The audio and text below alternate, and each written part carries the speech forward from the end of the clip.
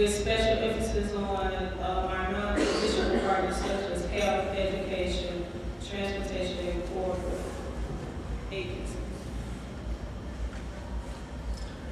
We need to identify our points of contact, who we should go to for information and support both ways.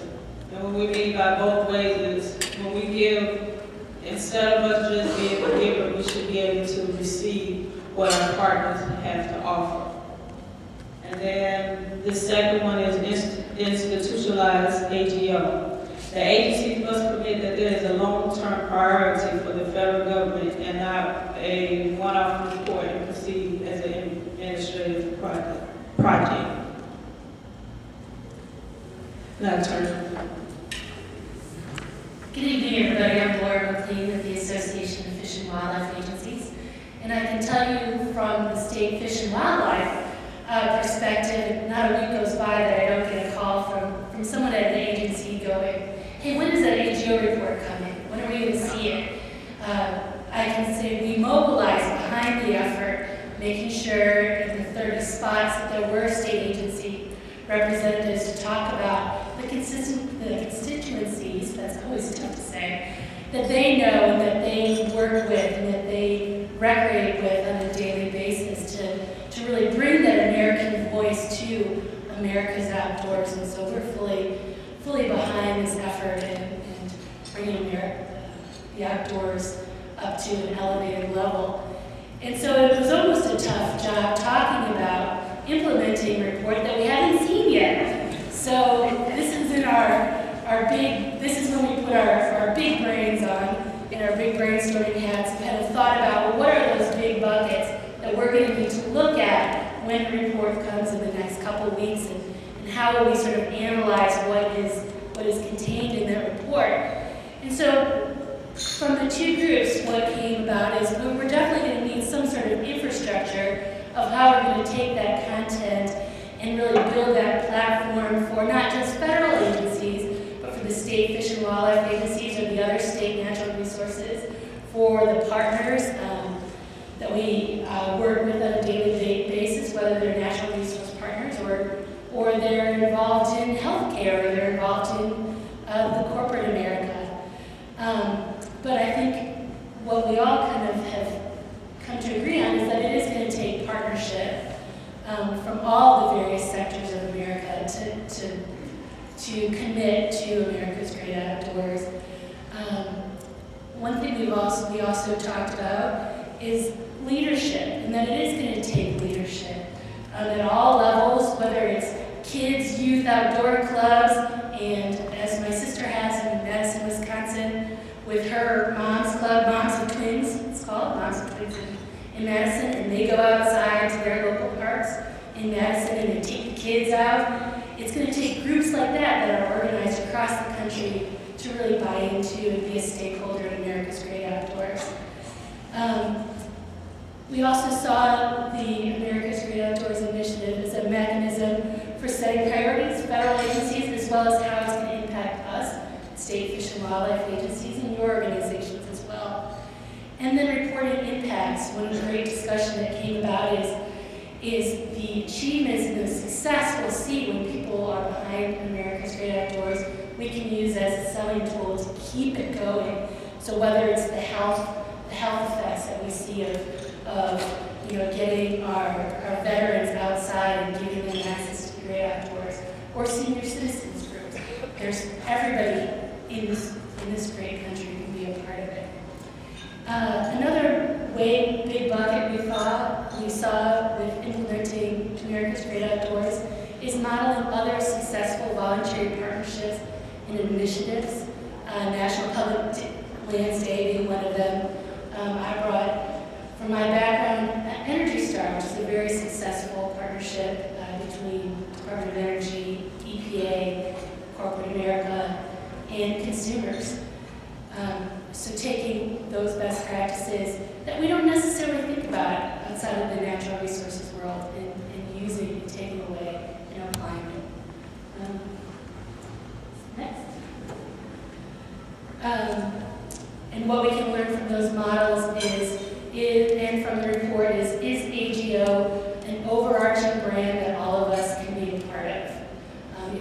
just, we own this is treasure landscapes, and this is our wilderness areas, these are our national fish habitat partnerships. We're all united under America's Great Outdoors, because it isn't just federal agencies that own the outdoors. It's, a homeowner who has a great backyard habitat for butterflies. We're all stakeholders in it. And then finally, the importance of recognizing and supporting leaders who innovate and take action. And within our own organizations, we know how important that is to keep people inspired and excited to do more and to do better every day.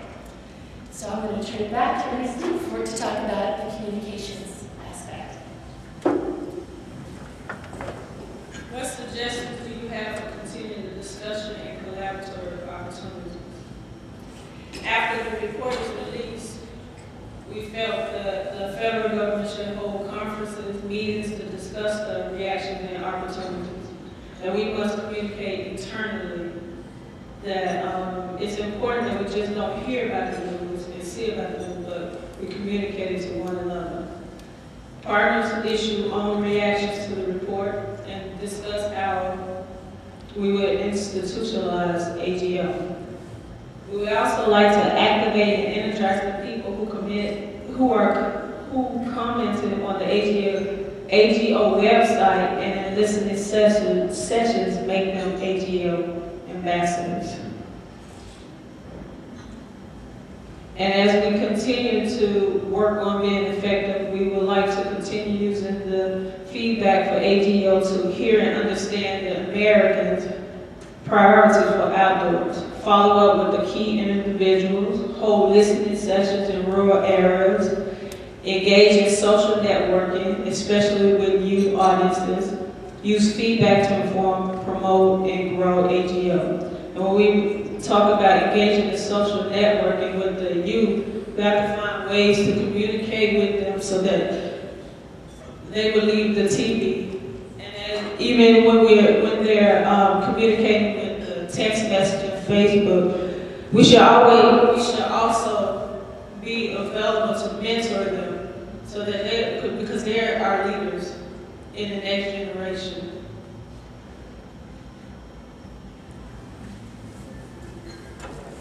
Okay, this is the last part. And so from the two discussions, what really arose was not only these sort of technical and systems ways of thinking about America's Great Outdoors, but really what are the characteristics of what we think the America's Great Outdoors Initiative is. And these are sort of those adjectives that came about, that it needed to be flexible, that people needed to be able to adapt and to work with the partners in their local areas that made sense. We needed to be nimble, we needed to be able to react fast too, so not only kind of think outside the box, but be able to do it quickly. Inclusive, so it's not just the folks we look at day to day and come to meetings with day to day, but those other groups that have that out of the box thinking. Be creative, but also be realistic. We know what kind of budget situation we're looking at for the next few years in all of our organizations. So we can't do everything, but really think about those things that we can do well and make an impact. Be responsible, always part of our jobs. Be relevant, which Mr. Abbey talked about in his speech, which is critically important that we're not just we're considering what our constituents want from us and what we can provide and deliver. And then the comment, I think, which was in the first session on AGO, which was be bold and be daring. Finally, one last slide of what does AGO need, and one more time, and that's leaders. Everybody in this room is here because somebody in your food chain decided that you were the right person to be here at the right time with the right thinking to really contribute to this discussion of the great outdoors and our passion and our expertise. And so we need to take this back with us when the report comes, and each organization gets a chance to look at it and see what's relevant, what they can do with it. Be leaders in your community, in your organization. So thank you very much.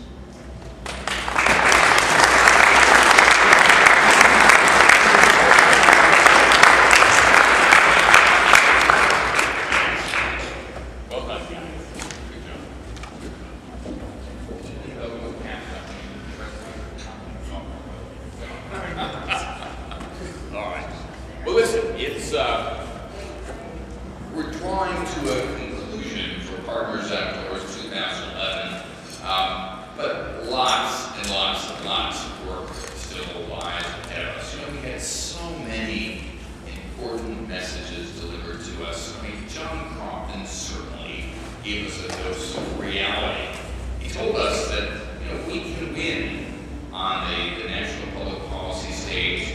It's not about counting how many visitors come to our areas. We say you have to show societal impact. You have to look at what the value is of having people get outdoors.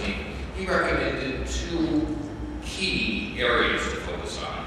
One was health, and the impact we can have in health, and the other was on jobs and employment, economic activity. And we're so excited to see the Corps jump on that and find a way to look at this facility and document the consequences of the Corps of Engineers making a decision to invite the creation of a partnership between the City of Grapevine, Gaylord, and the Corps that now provides 2,000 jobs, that keeps open no matter what happens in the State of the Union, no matter what happens in the fiscal year 2012 budget. The park and recreation areas here on Lake Grapevine are going to stay open because of the fact that there is this partnership happening. We heard Joellen Darcy and Will Shafroff express their excitement about the change that's occurring and the fact that they do believe that AGO will be an important opportunity to launch a new era of thinking about how we relate to the outdoors and how we keep people together. We heard a very important presentation by RBFF and Frank Peterson about how, in fact, we can reach out, and the challenge of not only reaching out and bringing new people into the outdoors, to find ways to keep them engaged, to not lose them to other activities.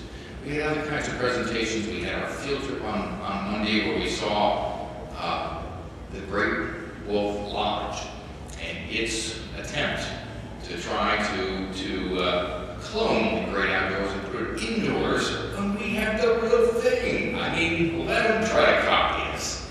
You can't get your fish at Great Wolf Lodge. You can't see an eagle at Great Wolf Lodge. You can't fall off a wakeboard behind a boat in Great Wolf Lodge. There's so many things we can do, but they're going to help us get kids out of the house, out of the mall. They're our partners. They just don't know how much we're going to steal from them after they turn the people on for the great outdoors. We saw Bass Pro Shops and all that they're doing, and the fact that by creating an aura around Christmas and drawing people in, the Bass Pro Shops, offering a free picture, walking people through that first step into the great outdoors, they convert people. They convert people at even birthday parties into buyers of boats and use of Lake Grapevine. What a great story there.